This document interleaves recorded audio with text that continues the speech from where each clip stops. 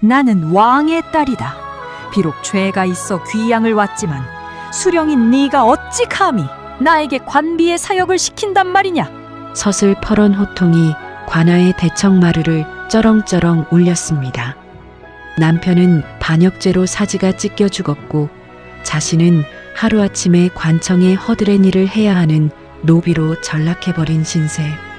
당장 수령의 명을 거역했다며 목이 달아나도 이상할 것 없는 끔찍한 처지였지만 낡고 해진 옷을 입은 여인의 눈빛에는 한치의 흔들림이나 두려움조차 없었습니다. 오히려 그녀를 무릎 꿇리려던 수령이 그 압도적인 기품과 서늘한 기세에 눌려 뒷걸음질을 칠 정도였죠. 조선 왕조 500년 역사상 가장 존귀하고 높은 곳에서 태어나 가장 참혹하고 비참한 밑바닥까지 떨어졌던 여인. 그리고 그 긴 역사 속에서 가장 많은 것을 가장 잔인하게 잃어야만 했던 여인이 있었습니다. 5살이라는 그 어린 나이에 어머니를 잃었습니다. 17살의 꽃다운 나이에 하늘 같던 아버지를 잃었습니다. 22살에는 서로의 체온에 의지하며 견뎌왔던 피부치 동생을 잃었고 27살에는 평생을 약속했던 사랑하는 남편을 참혹한 능지처참으로 잃어야 했습니다. 그리고 마지막에는 스스로 서늘한 칼을 들어 자신의 긴 머리카락을 잘라내고 비구니가 되어 쓸쓸히 생을 마감했죠. 그런데 여러분, 이토록 기구한 여인의 삶에는 우리가 상상조차 하지 못했던 놀라운 진실이 하나 숨겨져 있습니다. 이 모든 끔찍한 절망과 핏빛 비극 속에서도 그녀는 끝내 세상에 굴복하거나 무릎을 꿇지 않았다는 것입니다. 아니, 그녀의 평생을 통틀어 그녀가 무릎을 꿇은 적은 단 한 번뿐이었습니다. 그것도 자신의 아버지를 죽음으로 내몰고 자신의 동생에게 사약을 내리고 자신의 남편을 찢어 죽인 철천지원수 앞에서 말입니다. 도대체 그녀에게는 어떤 기구한 사연이 있었던 것일까요? 조선 최고의 자존심을 가졌던 공주가 왜 원수 앞에서 엎드려 눈물을 흘려야만 했을까요? 오늘 이 긴 이야기를 끝까지 함께 하시고 나면 여러분은 아마 가슴 깊은 곳에서 뜨거운 것이 울컥 치밀어 오르며 이렇게 생각하게 되실 겁니다. 이 여인의 이름만큼은 내 평생 결코 잊지 말아야겠다고 말입니다. 오늘의 주인공은 조선 제5대 왕 문종의 맏딸이자 비운의 왕 단종의 유일한 친누나 경혜공주입니다.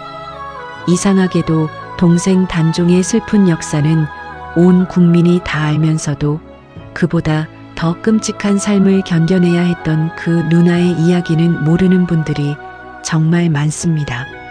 지금부터 화려한 궁궐의 그림자 속에 가려져 있던 조선 최고의 비운의 여인, 하지만 끝내 꺾이지 않았던 진짜 공주의 파란만장한 삶 속으로 들어가 보겠습니다. 아가야, 저기를 보아라. 저 넓은 터가 보이느냐? 저곳이 훗날 내가 혼인을 하고 살게 될 너의 집이란다. 조선 최고의 성군 세종대왕이 다스리던 시절 한성 북촌의 어느 거대한 공사터 앞, 한 젊고 온화한 아버지가 어린 소녀의 작은 손을 꼭 잡고 이제 막 육중한 나무 기둥들이 올라가고 있는 공사 현장을 지켜보고 있었습니다. 아버지는 훗날 조선의 5대 국왕 문종이 되는 왕세자 이양이었고 그를 올려다보는 맑은 눈망울의 어린 소녀는 그의 가장 귀하고 사랑스러운 맏딸 경혜공주였죠. 그래, 이 거대한 집과 넓은 마당이 모두 다 내 것이 될 것이다. 그런데 여러분, 이 집을 짓는 과정이 당시 한양 도성 안팎에서 얼마나 엄청난 논란을 일으켰는지 아십니까? 이 집은 그냥 평범한 터에 지은 집이 아니었습니다. 한양에서 가장 부유한 사람들이 모여 살던 북촌 양덕방 일대의 멀쩡한 민가 30-40채를 통째로 헐어내고 그 자리에 대궐을 방불케 하는 어마어마한 규모의 저택을 짓고 있었던 것입니다. 상황이 이렇다 보니 조정의 대신들이 가만히 있을 리 없었죠. 백성들의 억울함을 대변하는 사헌부의 대사원이 직접 나서서 연일 핏대를 세우며 상소를 올렸습니다. 저하, 이는 너무도 무리한 공사입니다. 어찌 일개 공주의 사가를 짓기 위해 수십 가구의 백성들을 길거리로 나앉게 한단 말입니까? 당장 공사를 멈추시옵소서. 하지만 평소 백성들을 제 몸처럼 아끼고 신하들의 말에 귀를 기울이던 성군세자 이양은 유독 이 문제에 대해서만큼은 절대로 고집을 꺾지 않았습니다. 오히려 상소를 올리는 대신들을 무섭게 꾸짖으며 공사를 강행했죠. 도대체 왜 그랬을까요? 왜 그는 훗날 왕이 될 자신의 명성에 흠집이 나는 것까지 감수하면서 딸의 집 짓는 일에 이토록 유난을 떨었던 것일까요? 그 가슴 아픈 이유가 바로 이 이야기의 첫 번째 짙은 슬픔입니다. 어린 경혜 공주에게는 안타깝게도 어머니가 없었거든요. 시간을 조금 거슬러 올라가 1436년 경혜 공주가 태어났을 때 조선의 궁궐은 그야말로 축제 분위기였습니다. 당시 세자였던 이양은 휘빈 김씨와 순빈 봉씨 두 번이나 세자빈을 폐위시키는 전대미문이 끔찍한 비극을 겪은 후였습니다. 왕실의 대가 끊길지도 모른다는 엄청난 위기감과 우울함이 궁궐을 짓누르고 있었죠. 그런데 바로 그때 후궁이었던 권씨가 마침내 귀하디 귀한 첫 딸을 낳아준 것입니다. 세종대왕은 크게 기뻐하며 이 갓난아기에게 왕실의 축복을 내렸고 이 공로로 후궁 권씨는 마침내 정식 세자빈, 즉 훗날의 현덕왕후가 되었습니다. 갓 태어난 작은 핏덩이 딸이 어머니를 조선 최고의 여인으로 만들어준 것입니다. 하지만 운명의 여신은 이 행복한 가족에게 너무도 가혹한 시련을 준비하고 있었습니다. 공주가 겨우 5살의 앳된 소녀가 되던 해인 1441년, 어머니 현덕왕후는 드디어 왕실이 그토록 고대하던 원손, 훗날의 단종이 되는 아들 홍의를 낳게 됩니다. 그러나 출산의 기쁨도 잠시 산후병으로 쓰러진 현덕왕후는 의식을 잃고 맙니다. 어머니, 일어나 보세요. 제발 눈을 떠보세요. 저를 두고 어디 가시려는 겁니까? 5살 어린 딸이 어머니의 차가운 손을 붙잡고 쏟아내는 애원도, 갓 태어난 핏덩이 아들의 찢어지는 듯한 울음소리도 끝내 어머니의 흐려지는 생명을 붙잡지 못했습니다. 현덕왕후는 왕자를 낳은 지 단 하루 만에 숨을 거두고 맙니다. 졸지에 어머니를 잃어버린 가엾은 남매. 아내를 잃은 세자 이양은 그날 이후 세상을 떠날 때까지 평생토록 다시는 정실 부인을 들이지 않았습니다. 호라비가 된 젊은 아버지와 어미 없는 두 남매. 화려하고 장엄해 보이는 궁궐이었지만 그 가장 깊고 차가운 구중궁궐 한 구석에서 이 세 사람은 오직 서로의 상처를 부둥켜 안고 고독하게 세파를 견디며 살아갔습니다. 아버지는 어두운 밤마다 홀로 잠든 딸의 얼굴을 쓰다듬으며 피눈물을 삼켰을 겁니다. 어머니의 따뜻한 품을 단 한 번도 느껴보지 못하고 자란 내 가여운 딸. 이제 몇 해만 지나면 혼인을 하여 이 차가운 궁을 떠나야 하는데 친정어머니 하나 없이 시집을 가야 하는 내 딸에게 아비로서 과연 무엇을 해줄 수 있단 말인가. 그래, 적어도 이 세상에서 가장 따뜻하고 가장 튼튼하고 가장 거대한 집 한 채만큼은 내 두 손으로 직접 지어주자.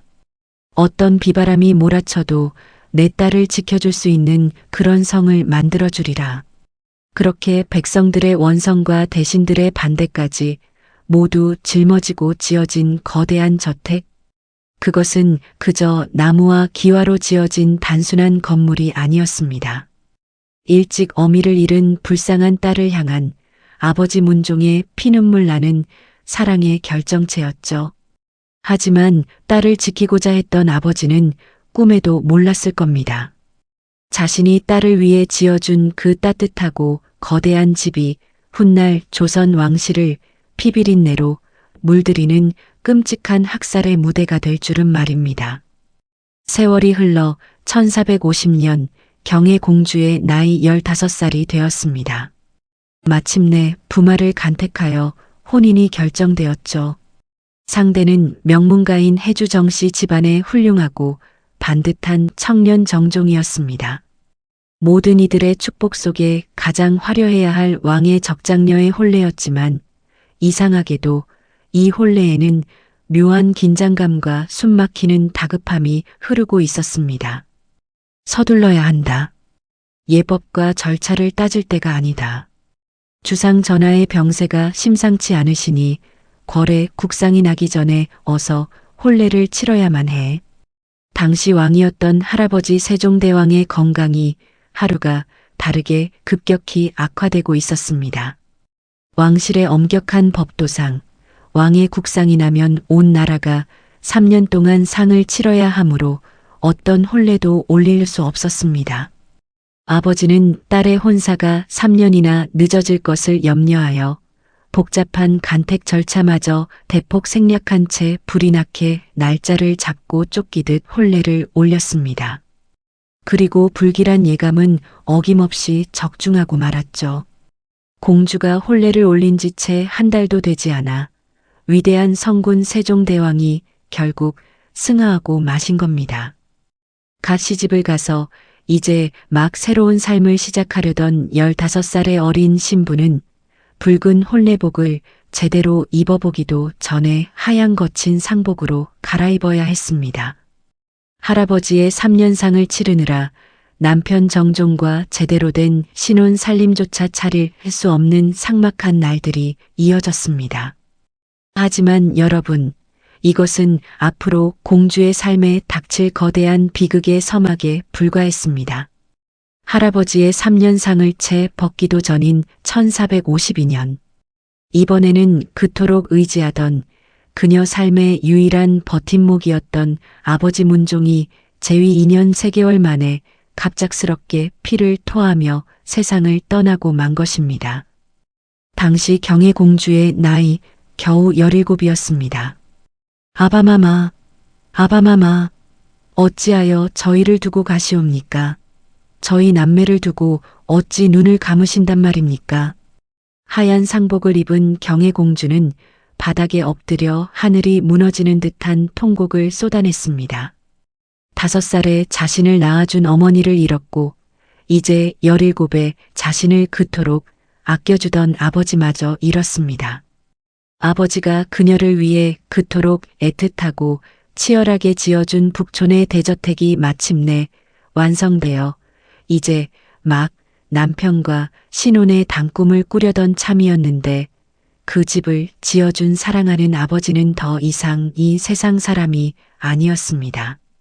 그리고 이제 텅 비어버린 삭막한 세상에 공주 곁에 남은 핏줄이라고는 자신보다 더 어리고 가냘픈 이제 겨우 12살이 된 어린 남동생 단종뿐이었습니다.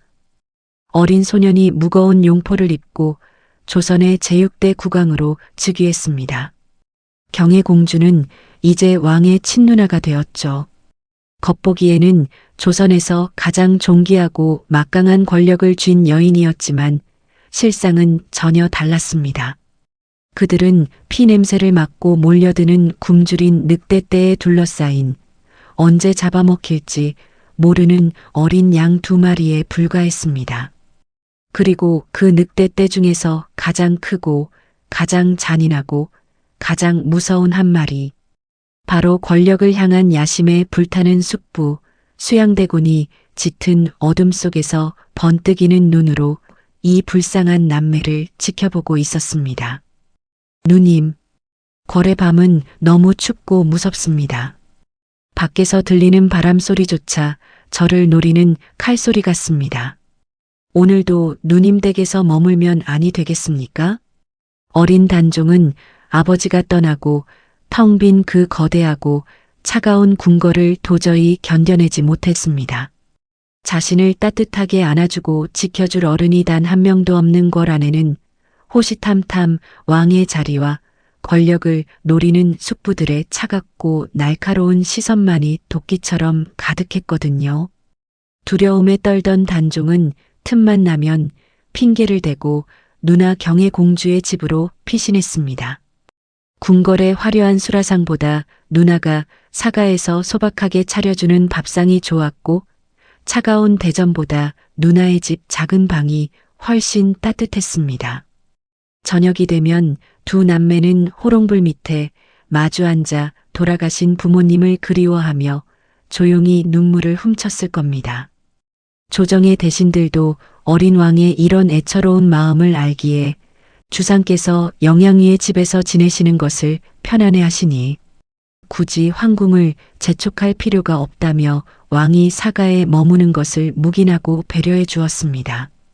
단종에게 왕이라는 무거운 허울보다 더 소중한 건 이 작은 안식처와 유일한 핏줄인 누나뿐이었습니다.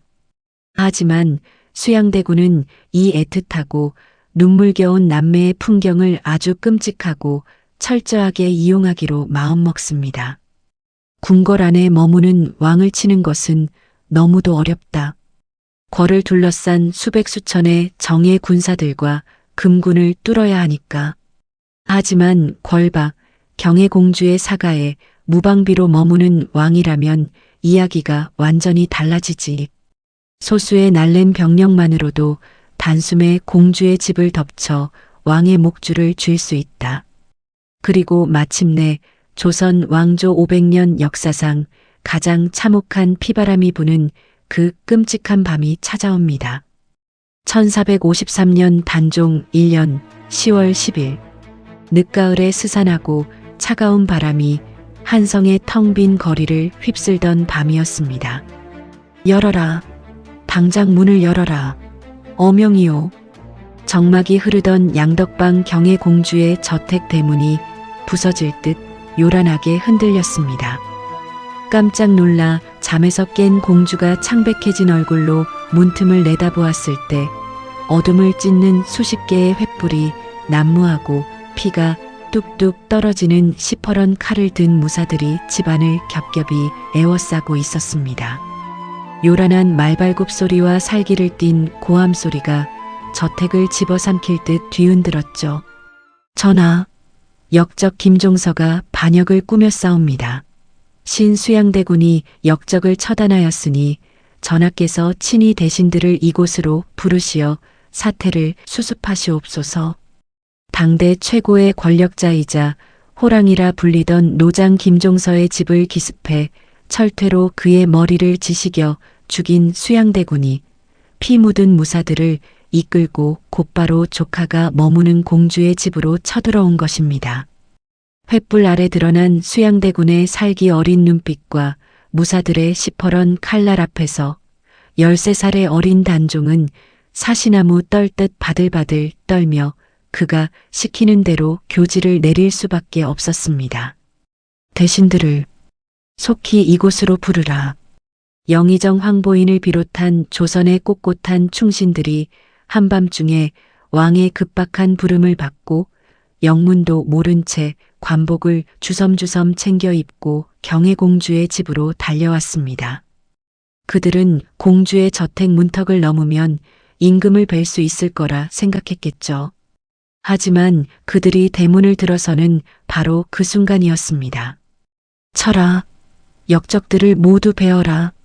수양대군의 잔인한 명령이 떨어지자 어둠 속에 숨어있던 무사들의 칼날이 무방비 상태의 대신들을 향해 무자비하게 날아들었습니다. 살이 찢기고 뼈가 부러지는 끔찍한 소리가 진동했습니다.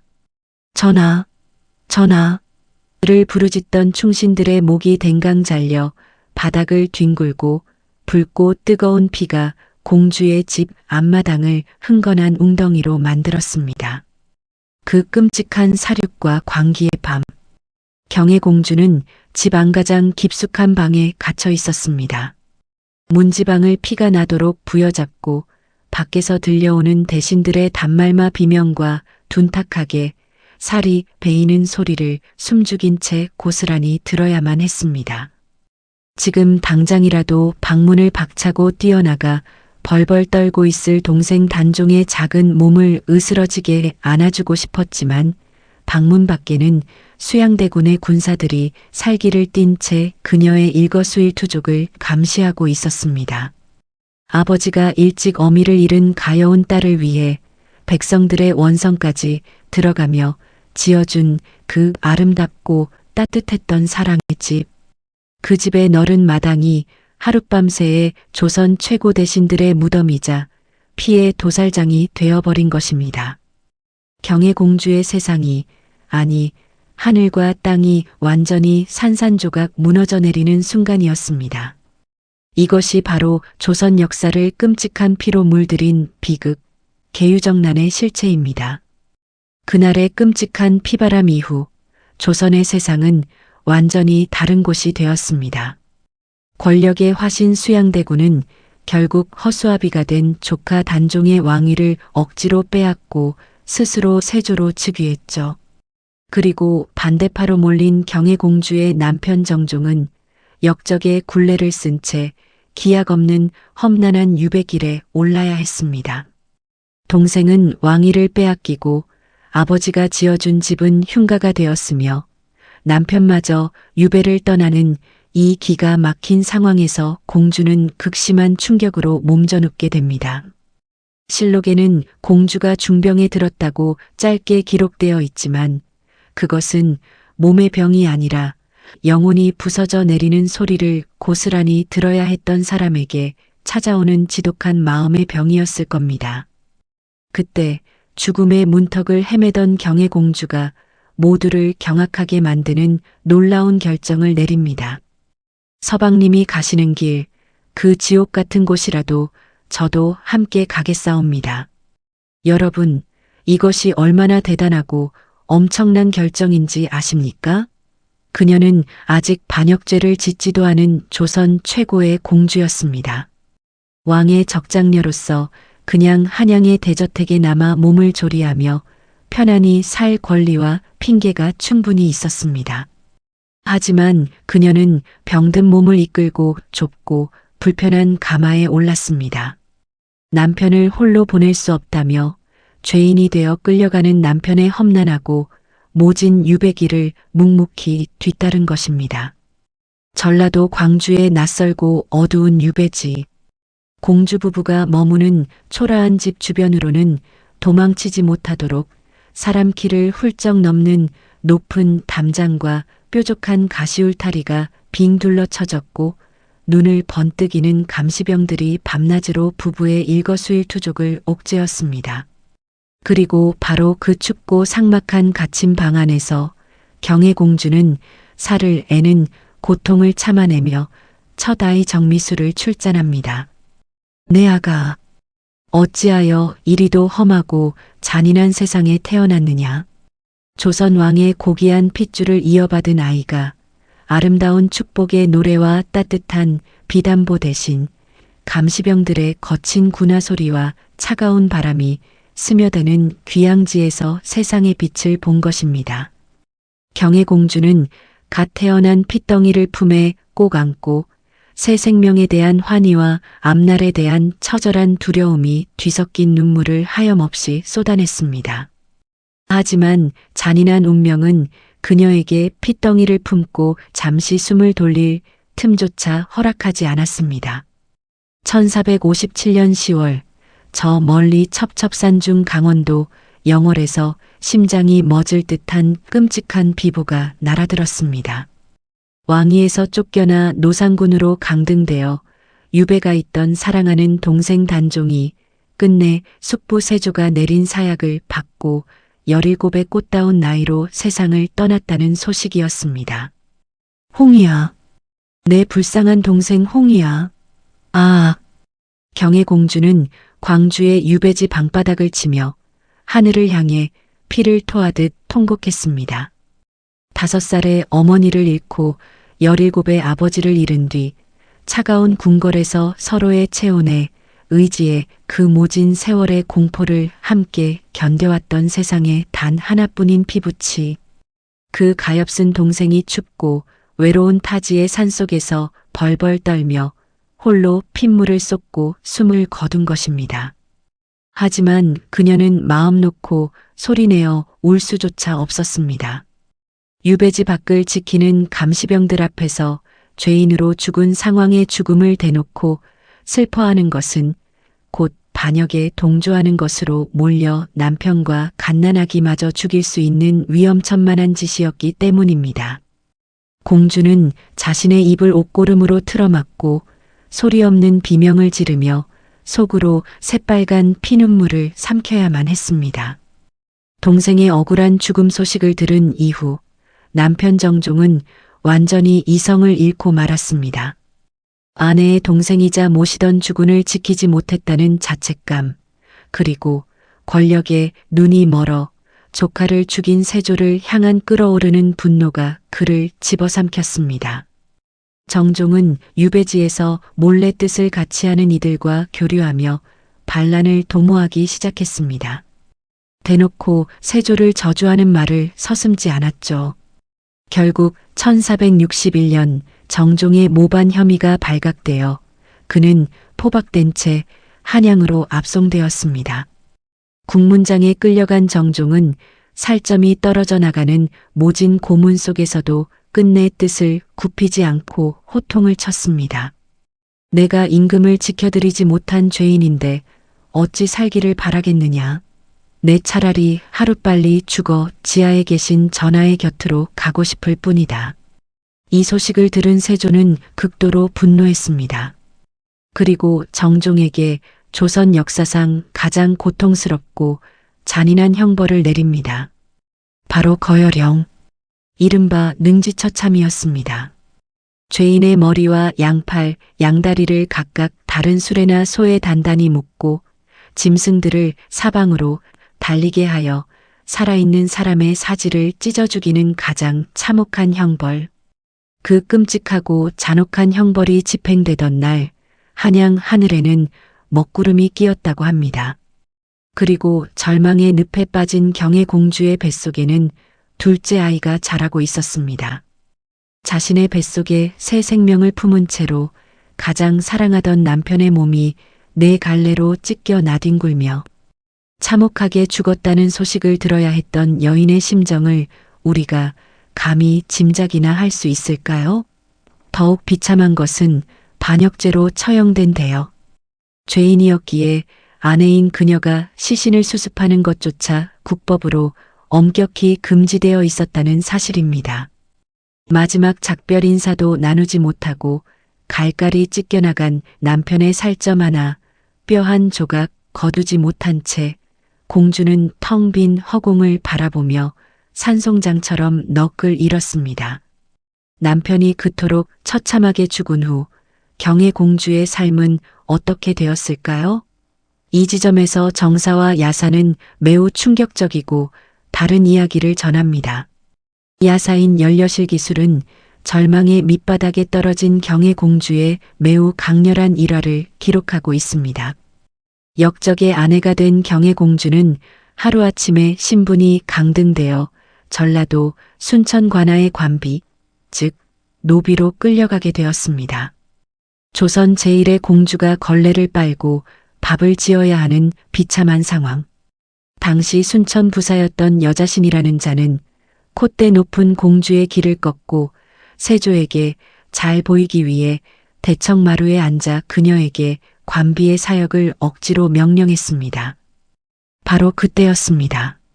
낡고 더러운 옷을 입고 마당에 서 있던 경혜공주가 터벅터벅 걸어 올라와 대청마루 한가운데 의자에 꼿꼿하게 허리를 펴고 앉았습니다. 그리고 눈을 부릅뜨고 수령을 향해 서슬퍼런 호통을 쳤습니다. 나는 왕의 딸이다. 비록 죄가 있어 귀양을 와 노비가 되었지만 일개 수령인 내 놈이 어찌 감히 왕의 핏줄인 나에게 관비의 사역을 시킨단 말이냐? 그녀의 서늘한 목소리에는 죽음에 대한 두려움이나 목숨을 구걸하는 비굴함 따위는 티끌만큼도 없었습니다. 부모와 동생, 남편을 모두 잃고 모든 것을 빼앗긴 지옥의 밑바닥에서도 그녀는 자신이 위대한 성군 문종의 적장녀라는 사실, 그 찬란하고 고귀한 긍지를 단 한 치도 버리지 않았던 것입니다. 수령 여자씨는 그 압도적인 기품과 뿜어져 나오는 위엄에 완전히 기가 눌려 벌벌 떨며 감히 그녀에게 어떤 일도 시키지 못했다고 전해집니다. 물론 정사인 조선왕 조실록에 따르면 세조는 정종을 처형한 직후 임신 중이던 경혜공주를 가엾게 여겨 한양으로 불러들이고 신분을 유지하게 해주었다고 기록되어 있습니다. 그렇다면 야사의 기록은 백성들이 지어낸 거짓일까요? 역사학자들은 이 야사가 당시 핍박받던 백성들의 간절한 민심을 대변한다고 말합니다. 조카를 죽이고 왕위를 찬탈한 세조의 잔인한 피해 숙청에 분노했던 백성들은 오직 경혜공주만은 그 어떤 참혹한 수모와 압박 속에서도 결코 불의한 세조에게 굴복하지 않고 당당하게 맞섰을 것이라고 굳게 믿고 싶었던 것입니다. 백성들의 가슴 속에서 경혜공주는 단순히 불쌍한 여인이 아니라 영원히 꺾이지 않는 조선의 고든 긍지 그 자체였습니다. 그런데 여러분, 경혜공주의 진짜 위대한 저항은 바로 이때부터 시작됩니다. 한양으로 돌아온 경혜공주. 27살에 젊고 고운 나이에 그녀는 돌연 서늘한 칼을 빼어듭니다. 그리고 주저없이 자신의 탐스러운 긴 머리카락을 싹둑싹둑 잘라내버립니다. 조선 제1의 왕의 딸이 스스로 머리를 깎고 비구니가 된 것입니다. 이것이 모진 세상을 견디지 못한 현실 도피였을까요? 아닙니다. 그것은 힘없는 경혜공주가 세상과 권력을 향해 할 수 있는 가장 처절하고도 강력한 핏빛 저항이었습니다. 생각해 보십시오. 남편의 사지를 찢어 죽이고 가여운 동생에게 사약을 먹여 피를 토하게 만든 철천지원수 세조. 그 세조가 겉으로 베푸는 가식적인 은혜를 입고 그가 내어준 집에서 그가 던져주는 밥을 씹어 삼키며 살아야 하는 살. 자존심 강한 경혜공주에게 그것은 남편이 당한 능지처참보다 더 끔찍하고 굴욕적인 모욕이었습니다. 나는 내 아비의 왕위를 무력으로 빼앗고 내 하나뿐인 동생을 죽이고 내 지아비를 찢어 죽인 저 악마 같은 원수의 세상에 단 하루도 속하지 않겠다. 머리를 깎는다는 것은 머리카락을 부모가 주신 귀한 것으로 여기던 유교 사회인 조선에서 자신의 모든 과거와 신분을 내던지겠다는 뜻이었습니다. 즉, 세조가 다스리는 그 더러운 세상과 완전히 인연을 끊겠다는, 절대 너의 권력에 비굴하게 굴복하지 않겠다는 서늘하고도 묵직한 선언이었죠. 하지만 그렇게 세상을 등지려 했던 그녀에게도 끝내버릴 수 없는 단 하나의 약점이 있었습니다. 바로 품 안에서 꼬물거리는 어린 아들 정미수와 갓 태어난 핏덩이 딸이었습니다. 세상을 향해 침을 뱉고 속세를 떠나고 싶었지만 가엾은 자식들마저 내버릴 수는 없었던 위대한 어머니는 눈물을 머금고 아이들을 세조의 정비인 정의왕후에게 맡깁니다. 정의왕후는 비록 원수 세조의 아내였지만 잔인한 남편과 달리 단종과 경혜공주 남매의 비극을 진심으로 동정하여 위엄을 무릅쓰고 역적의 아이들을 궁궐로 거두어 주었습니다. 역적의 아들 정미수는 정의왕후의 따뜻한 품에서 자라며 훗날 성종이 되는 왕족 자을상군과 한방에서 어깨를 나란히 하며 함께 컸습니다. 그렇게 조용히 산사에서 불공을 들이며 흐른 시간. 1465년 아들 정미수가 어느덧 10살이 되었습니다. 조선 왕실의 엄격한 법도상 10살이 된 사내아이는 더 이상 궁궐 내전에 머물 수 없었고 무조건 궐 밖으로 나가 사가에서 살아야만 했습니다. 역적 정종의 피가 흐르는 사내 아이가 궐의 보호를 벗어나 밖으로 나간다는 것은 무엇을 의미할까요? 언제 어느 때에 세조의 측근들이나 반대파 무리들이 자객을 보내 후환을 없애야 한다며 아이의 목을 칠지 모른다는 끔찍한 사형 선고나 다름없었습니다. 깊고 고요한 산사에서 불상만 바라보며 생을 다하려던 경혜공주는 이 청천벽력 같은 소식을 듣자마자 쥐고 있던 염주를 내려놓고 자리를 털고 일어났습니다. 그리고 거친 잿빛 승복을 입은 채 굳게 입술을 깨물고 수년 만에 다시 한양의 궐문을 향해 무거운 걸음을 옮겼습니다. 그녀가 향한 곳, 그 궁궐의 가장 깊은 어전에는 자신의 삶을 지옥으로 만들고 모든 것을 앗아간 철천지원수 세조가 용상에 앉아 있었습니다. 궁궐의 호위무사들을 지나 어전으로 들어선 경혜공주. 삭발하여 깎아머리가 된 비구니의 앙상한 차림으로 그녀는 용상에 앉은 세조의 눈을 잠시 응시했습니다. 그리고 무릎을 굽혀 바닥에 엎드리며 천천히 이마를 조아렸습니다. 전하, 제 아들을, 제발 제 어린 아들 미수를 부디 살려주시옵소서. 이 한 번의 엎드림이 어떤 의미인지 감히 가늠이나 되십니까?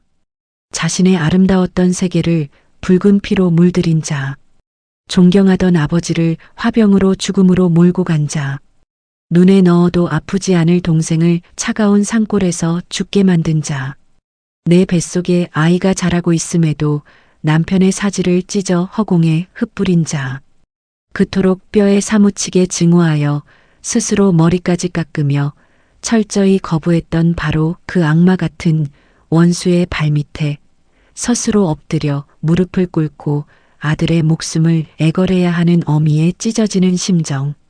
그것은 아마 온몸의 뼈마디가 부서지고 살점이 불에 타는 듯한 끔찍한 고통이었을 것입니다.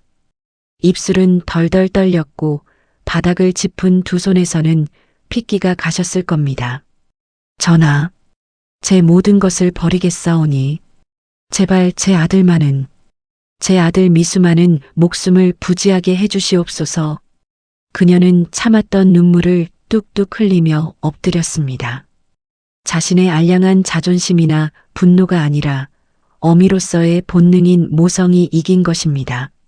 내 영혼이 지옥에 떨어져 파괴되더라도 내 아이만은 어떻게든 이 세상에 살려두어야겠다는 그 위대하고 맹목적인 어미의 사랑이 조선 왕조 제1의 꼿꼿한 자존심을 지녔던 긍지 높은 공주를 결국 원수의 발 아래 엎드리게 만든 것입니다.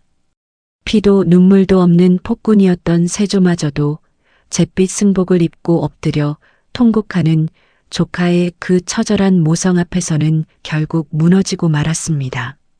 세조는 어린 정미수를 직접 자신의 무릎에 앉히고 머리를 쓰다듬으며 하얀 눈썹이 새도록 아주 오래오래 살아라는 뜻을 담아 미수라는 이름을 직접 지어 내렸습니다. 실록에는 그때 세조의 호랑이 같은 눈에서도 회한의 눈물이 흘렀다고 전해집니다. 그 자리에서 왕의 입으로 직접 아들의 절대적인 안전과 생명을 약속받은 경혜공주는 흐르는 눈물을 닦고 조용히 자리에서 일어났습니다. 그리고 두 번 다시 뒤도 돌아보지 않은 채 다시 자신이 있던 깊은 산사로 터벅터벅 걸어 돌아갔습니다. 남편의 억울한 죽음도 동생의 피 맺힌 죽음도 자신의 고운 머리카락을 제 손으로 잘라내는 굴욕도 모두 이 악물고 참을 수 있었습니다. 그러나 내 배 아파 낳은 자식의 죽음만은 도저히 지켜볼 수 없었던 것입니다. 내 아이가 이 잔인한 세상에서 무사히 살아남을 수 있다는 확답. 그 단 하나의 희망을 가슴에 품고 경혜공주는 다시 고요한 절간의 외로운 여인으로 돌아갔습니다. 그리고 그로부터 8년이라는 모진 세월이 흐른 뒤 이 슬픈 이야기의 마지막 장면이 펼쳐집니다. 1473년 12월 27일 38살의 경혜공주는 지독한 병마로 쇠약해질 대로 쇠약해진 몸으로 차가운 병석에 누워 있었습니다. 숨을 헐떡이며 자신의 죽음이 임박했음을 직감한 그녀는 옆에 있던 상궁의 부축을 받아 힘겹게 몸을 일으키고 떨리는 손으로 붓을 움켜쥐었습니다.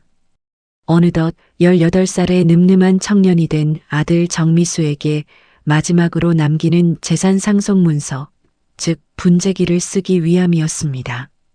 가로 66cm, 세로 70cm의 커다란 한지 위에 죽어가는 공주는 마지막 남은 생명력을 모두 쥐어짜 내어 한자 한자 피를 토하듯 먹을 찌꺼글을 써내려갔습니다.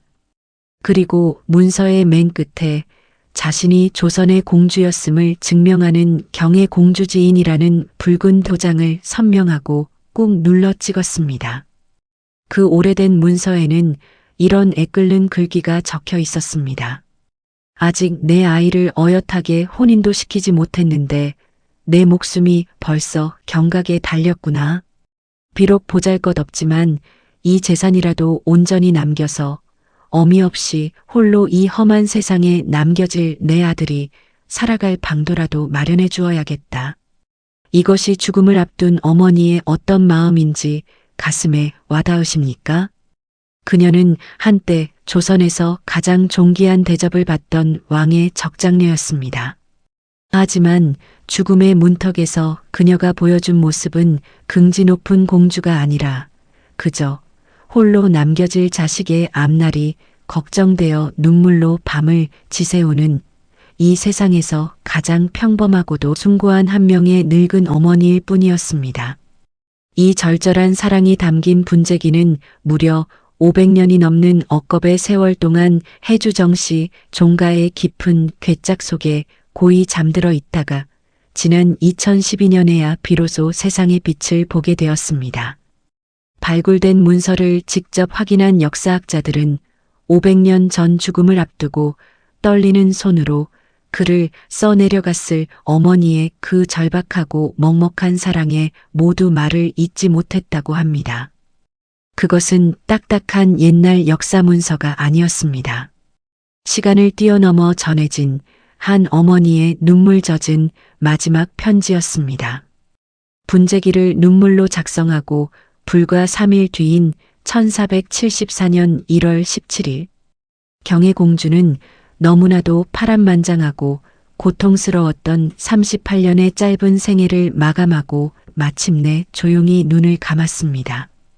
공교롭게도 그녀가 눈을 감은 그 38이라는 나이는 그녀를 그토록 사랑했던 아버지 문종이 피를 토하며 세상을 떠났던 바로 그 나이였습니다. 사랑했던 아버지와 가여운 딸은 똑같이 38이라는 젊은 나이에 왕실의 참혹한 비극이라는 같은 한을 가슴에 품고 이 쓸쓸한 세상을 떠나갔습니다.